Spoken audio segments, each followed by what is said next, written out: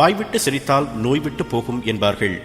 அப்படி பார்த்தால் நம்மை வாய்விட்டு சிரிக்க வைப்பவர்கள் மருத்துவர்களுக்கு சமம் என்று சொல்லலாம். உலகில் அதிகமானோரை சிரிக்க வைத்த ஒரு நபர் யார் என்று கேட்டால் ஒரே ஒரு பெயரைத்தான் வரலாறு புன்னகையுடன் சொல்லும். அவர்தான் ஈடு இணையற்ற ஆங்கில நகைச்சுவை நடிகர் சார்லி சாப்ளின். இன்று நாம் திரைப்படங்களில் நகைச்சுவை வசனங்களை கேட்டு சிரிக்கிறோம். ஆனால் ஊமை படங்கள் மட்டுமே வெளிவந்த ஒரு காலகட்டத்தில் மொழியின் துணையின்றி வசனம் எதுவும் பேசாமல் தன் உடல் அசைவுகளினாலேயே ரசிகர்களை வயிறு குலுங்க சிரிக்க வைத்தவர்தான் சார்லி சாப்ளின். பல்லாயிரக்கணக்கான திரை ரசிகர்களுக்கு நகைச்சுவை எனும் மருந்து தந்த அந்த மாபெரும் கலைஞனின் வாழ்க்கை எவ்வளவு சோகம் நிறைந்தது தெரியுமா? சோகத்திலும் சிரித்த அந்த உன்னத கலைஞனின் கதையை தெரிந்து கொள்வோம்.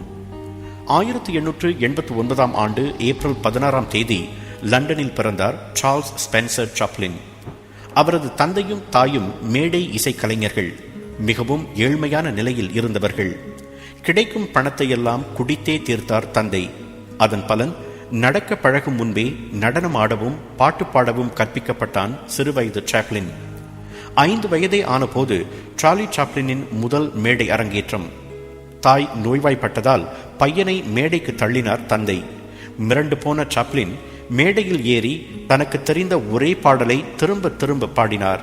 அவரை மேடையிலிருந்து இழுத்துச் செல்லும் நிலைமை ஏற்பட்டது. அடுத்து தந்தையும் தாயும் பிரிந்தனர். குடித்து குடித்தே தந்தை இறந்து போனார். தாயாருக்கு அடிக்கடி உடல் நலமின்றி போனது. சார்லி சாப்ளினும் அண்ணன் சிட்னியும் அனாதை இல்லத்தில் சேர்க்கப்பட்டனர். 7 வயதான போது சாப்ளின் ஓர் இசைக்குழுவில் சேர்ந்து பணியாற்றினார். ஆனால் அந்த குழு ஓராண்டில் கலைக்கப்பட்டது.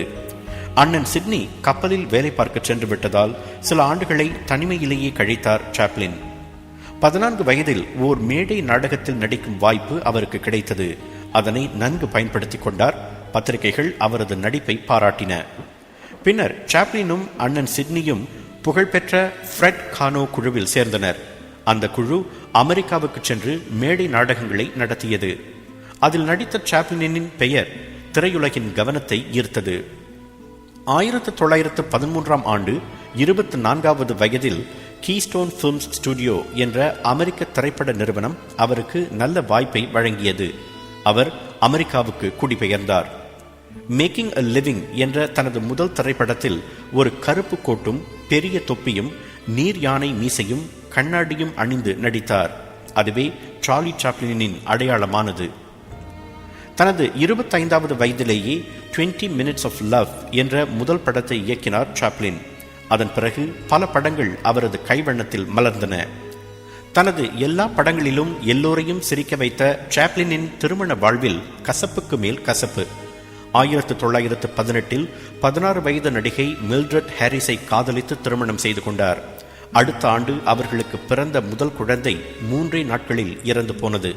பின்னர் இருவரும் விவாகரத்து செய்து கொண்டனர். 1924 16 வயது லீட்டா கிரே என்ற நடிகையை காதலித்து 2வது முறையாக திருமணம் செய்து கொண்டார். 2 பிள்ளைகள் பிறந்தாலும் அந்த திருமணம் 3 ஆண்டுகள் தான் நீடித்தது. அதன் பின்னர் பாலட் கோடார்ட் என்ற நடிகையை மணந்து கொண்டு அவரையும் விவாகரத்து செய்தார். இறுதியாக ஊனா ஓனில் என்ற பெண்ணை மணந்து கொண்ட பின்னர்தான் 7 பிள்ளைகளை பெற்று மகிழ்ச்சியாக வாழ்ந்தார் சாப்ளின். சாப்ளினின் முதல் முழுநீள படமான த கிட் 1921 வெளிவந்தது. தனது ஆரம்ப வாழ்க்கையை அவர் அதில் சித்தரித்திருந்தார். அது மிக பெரும் வெற்றி பெற்று சாப்ளினுக்கு பெரும் புகழை சேர்த்தது. 1925 தி கோல்ட் ரஷ் என்ற அவரது படம் வெளியாகி சாப்ளினின் புகழை புதிய உச்சத்துக்கு கொண்டு சென்றது. அந்த படத்தின் மூலம்தான் நான் நினைவு கூறப்பட விரும்புகிறேன் என்று அவரே ஒருமுறை கூறியிருக்கிறார். அதன் பிறகு பல புகழ்பெற்ற படங்களை தந்தார் சாப்ளின். பல ஆண்டுகள் அமெரிக்காவில் இருந்தும் அவர் பிரிட்டிஷ் குடியுரிமையை விட்டுக் கொடுக்கவில்லை. மேலும் அவர் கம்யூனிஸ்டுகளை ஆதரிப்பவர் என்ற சந்தேகம் அமெரிக்காவில் நிலவியது. அந்த சந்தேகம் அவரது வாழ்க்கையை திசை திருப்பியது. 1951 த லைம்லைட் என்ற புகழ்பெற்ற படத்தை தந்த சாப்ளின் அது வெளியான பிறகு தனது மனைவி பிள்ளைகளுடன் விடுமுறைக்காக இங்கிலாந்து சென்றார். அந்த சந்தர்ப்பத்தை பயன்படுத்தி சாப்ளின் மீண்டும் அமெரிக்காவுக்குள் நுழைய முடியாது என்று அறிவித்தது அமெரிக்க அரசாங்கம். Los Angeles Walk of Fame என்ற நட்சத்திர பட்டியலிலிருந்து சாப்ளினின் பெயர் நீக்கப்பட்டது. ஆனால் மனம் தளராத சாப்ளின் சுவிட்சர்லாந்தில் குடியேறி தொடர்ந்து படங்கள் செய்ய ஆரம்பித்தார். 1964 ஆண்டில் தனது சுயசரிதையை வெளியிட்டார்.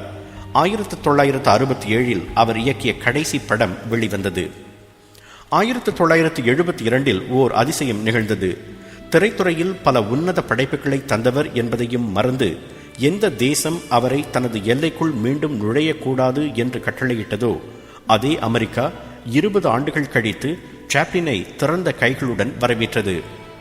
அந்த ஆண்டில் அமெரிக்காவில் அவருக்கு அகாடமி விருதுகள் விழாவில் வாழ்நாள் சாதனையாளர் விருது வழங்கப்பட்டது. அதோடு Los Angeles Walk of Fame என்ற நட்சத்திர பட்டியலில் சாப்ளினின் பெயர் மீண்டும் சேர்க்கப்பட்டது. 1974 ஆண்டு தனது 2வது புத்தகத்தை வெளியிட்டார் சாப்ளின். அதற்கு அடுத்த ஆண்டு அவருக்கு சர் பட்டம் வழங்கி கௌரவித்தார் எலிசபெத் ராணியார். 1977 ஆண்டு கிறிஸ்துமஸ் தினத்தன்று தனது 88வது வயதில் காலமானார் சார்லி சாப்ளின். அன்று வரை சார்லி சாப்ளினை பார்த்து சிரிக்க மட்டுமே கற்றுக்கொண்டிருந்த உலகம் அன்று முதல் முறையாக அவரை பார்த்து அழுதது. உண்மையாக சிரிக்க வேண்டும் என்றால் உங்கள் வலியை வைத்துக் கொண்டு நீங்கள் விளையாட வேண்டும். வலிக்கு உண்மையான நிவாரணமும் சரியான ஊட்ட மருந்தும் சிரிப்புதான் என்று கூறுகிறார் சார்லி சாப்ளின். அதை கூறியது மட்டுமல்ல, அதனை வாழ்ந்தும் காட்டினார். இன்றும் வாய்விட்டு சிரிக்க நினைக்கும் மில்லியன் கணக்கானோர் சார்லி சாப்ளினின் பழைய படங்களை போட்டு பார்க்கின்றனர். அவைதான் அந்த மாபெரும் கலைஞன் இந்த உலகுக்கு விட்டு சென்றிருக்கும் சொத்து. இடுக்கண் வருங்கால் நகுக என்ற திருக்குறளை கேள்விப்பட்டிருப்பீர்கள். ஒரு சோகமான குடும்ப பின்னணியில் உதித்தாலும் நகைச்சுவை என்ற ஆயுதத்தை கொண்டு பல்லாயிரக்கணக்கானோரின் சோகங்களை விரட்டி அடித்தவர் சார்லி சாப்ளின். குடும்ப பின்னணி சரியாக இல்லாவிட்டாலும் வானத்தை வசப்படுத்தலாம் என்பதை வாழ்ந்து காட்டியவர் சார்லி சாப்ளின். உங்கள் குடும்ப பின்னணி எதுவாக இருந்தாலும் மனம் தளராமல் உழைத்தால் உங்களாலும் வானத்தை தொட முடியும் என்பதுதான் சார்லி சாப்ளின் உங்கள் காதோறும் சொல்லும் உண்மை.